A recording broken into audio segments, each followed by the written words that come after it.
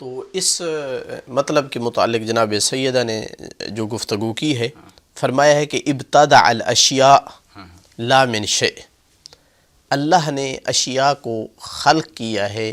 یعنی عدم سے وجود دیا ہے، کسی چیز سے نہیں، کسی چیز سے نہیں بنایا ہے۔ یعنی اللہ کے علاوہ کوئی بناتا ہے کوئی چیز تو وہ کسی چیز سے بناتا ہے، جو کسی چیز سے بھی چیز بنا لیتا، کسی چیز کے بغیر ہوتے ہوئے چیز بنا لیتا ہے، وہ صرف اللہ تعالیٰ کی ذات ہے کہ کوئی چیز نہ ہو اور چیز بنا لے۔ لا فائدۃ لہ فی تصویرہا، ان اشیاء کے تصویر میں یعنی ان کی کو بنانے میں اللہ کے لیے کوئی فائدہ نہیں تھا، یعنی اس بات کی نفی کر دی کہ پروردگار کو کوئی، اس کی ذات کو کوئی فائدہ تھا، ورنہ لازم آئے گا کہ اللہ تعالیٰ محتاج ہے، وہ مخلوق کو خلق کر کے کوئی فائدہ حاصل کرنا چاہتا ہے جو نہیں کر سکتا تھا مخلوق کو خلق کیے بغیر، تو اس بات کی نفی کر دی۔ تو پھر کیوں خلق کیا؟ فرمایا الا تثبیتا لحکمتہ، چونکہ وہ حکیم ہے اور حکمت اس کی ذاتی ہے، تو اس کی حکمت تقاضا کر رہی تھی کہ وہ ایسی عظیم مخلوق خلق کر سکتا ہے تو خلق کرے۔ کیا کہنے سبحان، یعنی یوں مثال دوں، بعض دفعہ مثال ایک جہت سے معنی کو قریب کرتی ہے اور دوسری جہت سے دور کرتی ہے۔ ایک بندہ اگر ذات میں سخی ہے تو وہ جب دیتا ہے کسی غریب کو، مسکین کو، تو بغیر کوئی فائدہ سوچے۔ ایک اگر ذاتاً اپنی ذات کے اندر سخی نہیں ہے، وہ بعض دفعہ دیتا ہے ثواب کی نیت کر کے، لوگوں کو دکھانے کی نیت کر کے، کوئی اور مقصد، لیکن جو ذات سے مجبور ہے، یوں کہیں کہ وہ سخی ہے اپنے اندر، تو اس کے بس میں نہیں ہے، اس نے دینا ہے،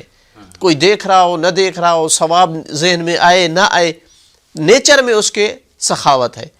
تو جناب سیدہ فرماتی ہیں کہ اللہ کی ذات حکیم تھی، اس کی حکمت کا تقاضا تھا کہ وہ خلق کرے، تو یہاں پھر یہ نہ کہا جائے کہ اس نے کیوں خلق کیا، اس کا کیا ہدف تھا اس کے پیچھے،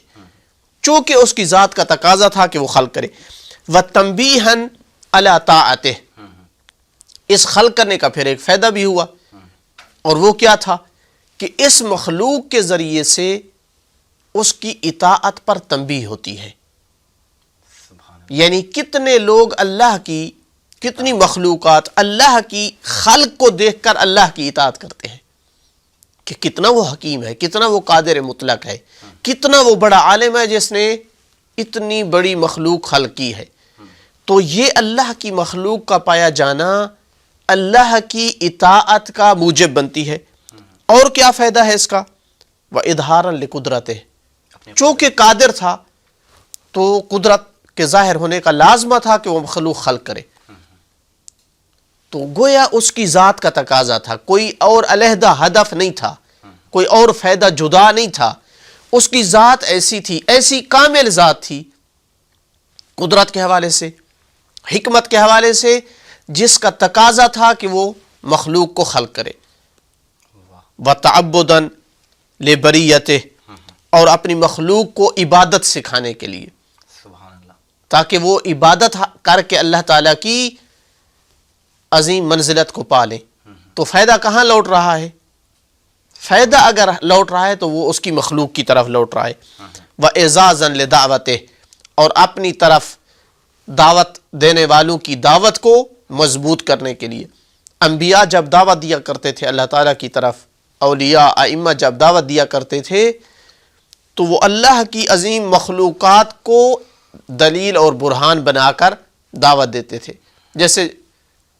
انبیاء نے، کسی نبی نے کہا کہ اللہ وہ ہے جس نے سورج کو، چاند کو خلق کیا ہے، یا ہمیں اور آپ کو خلق کیا ہے، مخلوقات کے ذریعے سے